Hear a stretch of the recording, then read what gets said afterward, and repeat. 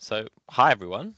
Um, I'm Shane. I'm the chair of the Access Sport National Youth Board, and this is the first of our Active Changemakers series that we're putting together. And I'm very delighted to welcome Mollie onto the podcast. Mollie, do you want to introduce yourself? Hello, everybody. My name is. I should have got some water. My name is Mollie. I am a member of the National Youth Board with Access Sport. I'm currently a university student. I'm studying sports coaching and PE. I am also a power chair football player, and our club is within the Inclusive Club Network run by Access Sport. Brilliant. For those listening, today's going to be an opportunity for Mollie to share a bit about um, their involvement with Power Chair Football. And how they managed to get involved in power chair football, and the impact that it's had on them now. Um, so, Mollie, just to kind of kick us off, tell us a little bit more about yourself and yeah, how you got involved in both access sport and power chair football. So I was a very, very keen sports player from a young age. I did all the stages of swimming lessons. Then I was in a swimming club for a bit. And then at secondary school, I played netball, handball, rounders, pretty much everything except running, which I didn't like. And I still did that. Long distance, I was not very good. Always fourth out of four. But I did it because I like to do rather than discuss, and yeah. Um, and then I was diagnosed with a brain tumor, and I've had treatment and surgeries. And as a result of my illness, I've lost a lot of mobility, and I'm now a power chair user. And one day I saw power chair football on the telly in a sports bar. And I said to my mum, hey, look, that's something I could do. And there was nowhere local to home. So I sort of put it to the back of my mind. And then when I started university, I mentioned it to my lecturer on the off chance, just sort of casual. Oh, by the way, did you know this was a thing? And then he saw a poster around the university campus for Worcester Disability Football Club, WDFC, yeah. And they run power sessions every other Sunday. And he took a picture of it and he showed it to me. He was like, this is the person that you need to contact. So I reached out to Derek, who's amazing, and said, look, I'd love to join. And obviously I didn't know I was like, do I need to bring my own chair? So you don't. But he was really brilliant, and he was like, yeah, come along, give it a go. There was, for a long time, there was only three of us going, and now we're up to six, which is brilliant. So, Tell us about when you first saw it on TV when you were with your mum. How did that feel seeing it on TV? It was, so I was at my aunt's hen do at Centre Parks, and it was on in the sports bar. And it's really sort of encouraging, I think that might be the right word, Mm. to see people. And I am an ambulant wheelchair user, so I can get up and walk and move and participate. But these people that were playing were like full-time wheelchair users, and it was really encouraging and sort of reassuring. I think that's the right word. That there is opportunities out there. There is things to do. You just got to know where to look. And so you say you got to know where to look. So it sounded like there was one big person who found the opportunity for you to some extent, which was your lecturer. You mentioned you had looked for power chair football after seeing it, but you couldn't find it. Um, what do you think would have made it easier for you to find power chair football? So at home before I come into university, bear in mind I live in southeast London, so it's not like a rural area. It's the ULEZ zone. Um, there was one place, but it was a bit of a distance, and they only meet once a month, I think it was. So then it's just, and then it's the time I was back in school, and it was like during the day, so I couldn't attend because I had, you know, I was doing my education. Yeah. And then, so tell us about that first time you went to power chair football. What was that like? What made you go in the first place? So it's one thing finding out about it, but what Yeah. made you go? What were you thinking before you went?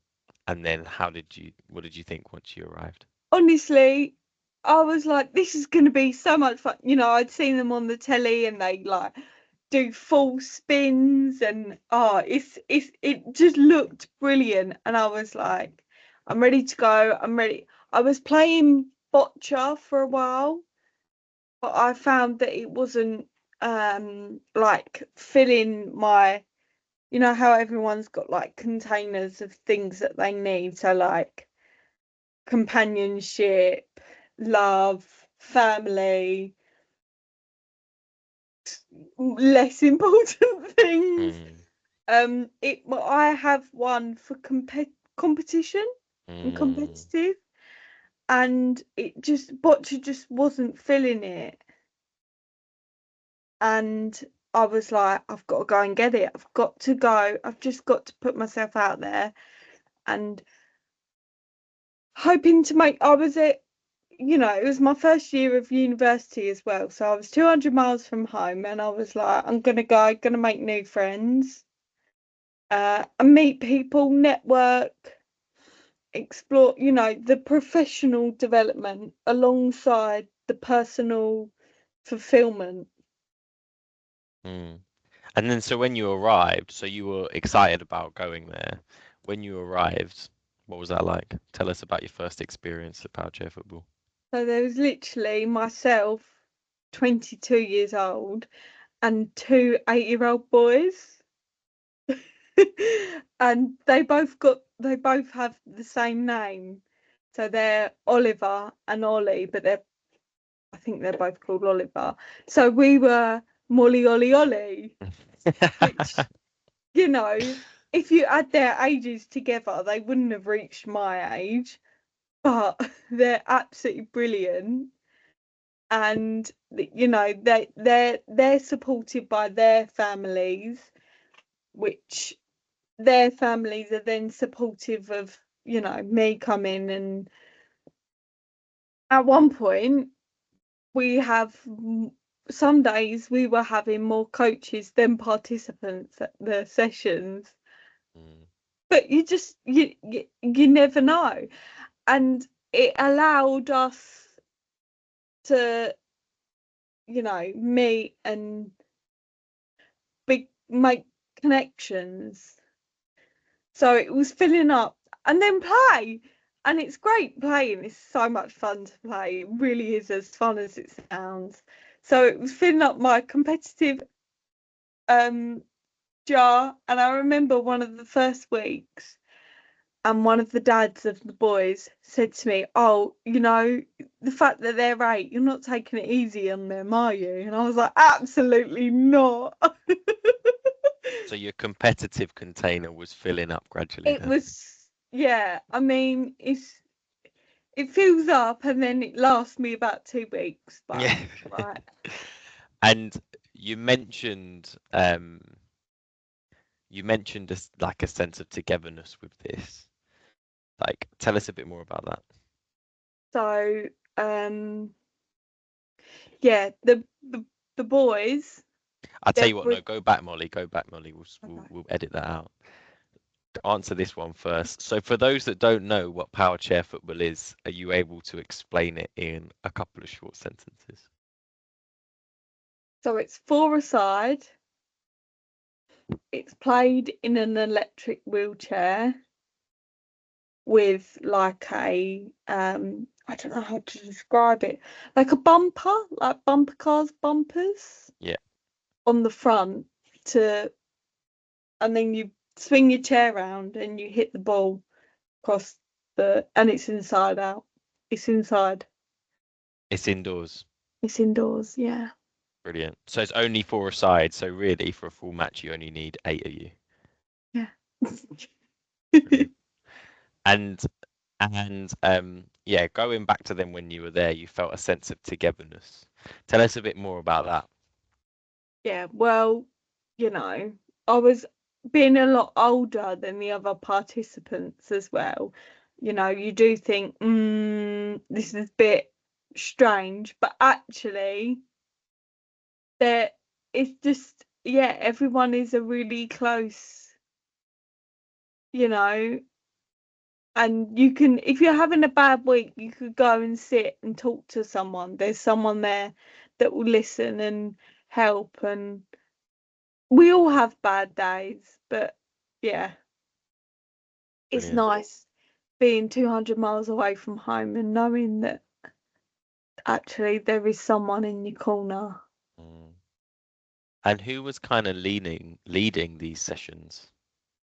Oh, Coach Derek, he's got an MBE, by the way. He's brilliant. Big accolade. He he his son's got Down syndrome, so him and another dad, I think is the story. They set up Worcester Disability Football Club, so they play football in every Sunday in the mornings before the power chair sessions, and then they've got the equipment to run frame football, but they've got no participants for frame football. But they've Mm, got all new frames. that's a shame. I mean, that's Well, it is if amazing. there's people out there Yeah, yeah, that yeah. think, oh, I could do that. But I guess if there's no need for it, then yeah, it is a shame because of the money that they've spent on these new frames. Yeah. I guess I think about it in another way as well, Molly, which is, for you, prior to, your illness, you were a very active person and you wanted to maintain a level of um, being active and being competitive as part of that. Yeah. But for some people, if they haven't had that exposure No, before, or be willing to step in and know what, being competitive could be like, then that's a bit of a barrier there, isn't it? absolutely. And so, trying to encourage and find accessible ways of introducing these programs to people or these opportunities to people is a big one.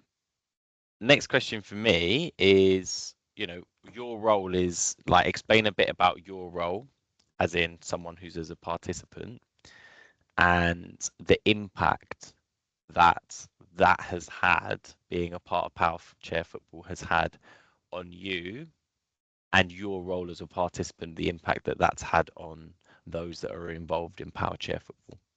Okay. So first of all, obviously, I've made friends and I've got new friends and they've got a new friend in me, sort of thing. Um, and then my role to the club. So within the university this year, I've been the chair of the Disabled Student Network. And when they interviewed me for the role and they asked me what I wanted to get out of the role, I said to them, I would like to recruit new members for my football team. And we have recruited a new member through the Disabled Student Network. And she's a little bit closer to my age than the others. So yeah, that's nice. bringing the average age up. And it just, it's a girl. We're now a team of 3 boys and 3 girls, which is brilliant.